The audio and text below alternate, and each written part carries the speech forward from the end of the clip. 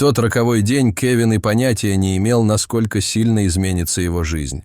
Он был на своем обычном патрулировании, и его полицейский автомобиль был припаркован на обочине, пока он следил за движением. День выдался неспешным, а также довольно скучным для него, потому что его напарник заболел. Итак, он с нетерпением ждал окончания своей смены, чтобы отправиться домой и отдохнуть, в чем он так нуждался. Однако события приняли серьезный оборот, когда Кевин заметил проезжающий мимо него автомобиль. Хотя машина лишь немного превышала разрешенную скорость, его внимание привлекло ее поведение на перекрестке. На светофоре загорелся красный свет, сигнализируя всем автомобилям остановиться. Несмотря на это, автомобиль проехал на запрещающий сигнал, не обращая внимания на другие транспортные средства, двигаясь против движения. Шины взвизгнули, когда другие водители резко повернули, чтобы избежать столкновения, но машина-нарушитель продолжала движение, пока не выехала на соседнюю дорогу. Кевин в гневе покачал головой. Это было явное нарушение правил дорожного движения, которое он не мог проигнорировать. Без колебаний он включил двигатель. Над головой у него завыла сирена, и он погнался за машиной. Он воспользовался граммофоном, чтобы попросить водителя притормозить, но его просьбы были проигнорированы. Машина продолжала ехать быстрее, и было не похоже, что они вообще собирались останавливаться. Это заставило Кевина броситься в погоню. Он набирал скорость, пока не поравнялся с машиной. Кевин несколько раз нажал на клаксон, несмотря на то, что сирена все еще звучала над головой. Поскольку водитель не проявлял никаких признаков замедления, Кевин предупредил, что вынудит его остановиться, если он продолжит игнорировать его команды. Офицер начал обдумывать, как выполнить маневр, чтобы остановить машину, но затем заметил, что она уже замедляется сама по себе. Кевин не сбавлял темпа, пока машина полностью не остановилась. Выйдя из машины, Кевин подошел к остановившемуся автомобилю. Офицер не мог избавиться от гнева из-за ненужного стресса, вызванного погоней. Это его расстраивало. Однако, когда он подошел к окну машины и осторожно постучал по нему, чтобы водитель открыл дверь, он оставался профессионалом, его лицо было лишено эмоций. Когда окно открылось, Кевин был ошеломлен, увидев на водительском сиденье женщину. Потому как она вела машину, он предположил, что это был мужчина, и выговор, который он собирался сделать водителю, замер у него на языке.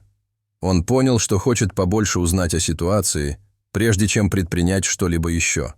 Когда он попытался заговорить с ней, то заметил, что она непонимающе смотрит на него. Несколько секунд женщина только и делала, что смотрела на него, как будто не могла понять, что он полицейский. Кроме того, она выглядела грустной, как будто ее что-то тяготило. Однако Кевин напомнил себе, что у него есть работа, которую нужно выполнить, поэтому он отбросил эту мысль и объяснил ей причину, по которой остановил ее. Перечислив все ее проступки, он попросил ее водительские права и техпаспорт на машину. Когда она протянула ему их, он увидел, что ее зовут Ариэла. Он сказал ей, что собирается написать заявление о ее обвинениях, но она ничего не ответила. Она просто сидела, не в силах вымолвить ни слова. Кевин уже собирался начать писать, как вдруг услышал какой-то звук внутри машины. Он тут же замер. Он думал, что Ариэла была в машине одна. Однако, когда он осмотрел заднее сиденье, его сердце ёкнуло, когда он увидел там 3 детей. Один из них был школьного возраста, а 2 других — совсем малыши. Они смотрели на него широко раскрытыми, невинными и любопытными глазами, а он смотрел на них. Офицер увидел, что в машине нет детских кресел. На машине даже не было наклейки «Дети», которая давала бы другим участникам дорожного движения знать, что в автомобиле находятся дети. Желудок Кевина сжался от ужаса, когда он вспомнил, что был готов принять решительные меры, чтобы остановить машину. Если бы он использовал маневр, как планировалось, все пошло бы совсем не так. Это разозлило его. Он не мог поверить, что мать может намеренно подвергать своих детей опасности, отказывая им в автокреслах. Кевин сильно отругал Ариэлу и потребовал объяснить, почему она так поступила, хотя прекрасно знала, насколько это может быть опасно. Пока он говорил, женщина внезапно начала рыдать, вцепившись в руль перед собой. Кевину стало не по себе от ее слез, и он задался вопросом, что же стало причиной ее огорчения. Он усомнился, не был ли он слишком резок в своих словах, хотя и не повышал на нее голоса. Несмотря на это, он не мог понять, почему женщина так расплакалась. Впервые за свою карьеру офицер полиции не был уверен в том, что делать. Однако, когда она заговорила, ее голос дрожал от волнения.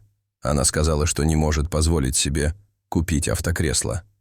Будучи матерью-одиночкой, которой некому было помочь, она была очень бедна, и как бы усердно она ни работала, казалось, что этого никогда не хватит, чтобы позаботиться обо всем, в чем нуждались ее дети. Она призналась, что купила машину на аукционе и до сих пор не расплатилась за нее полностью. У нее были огромные долги, и автокресла были ей не по карману.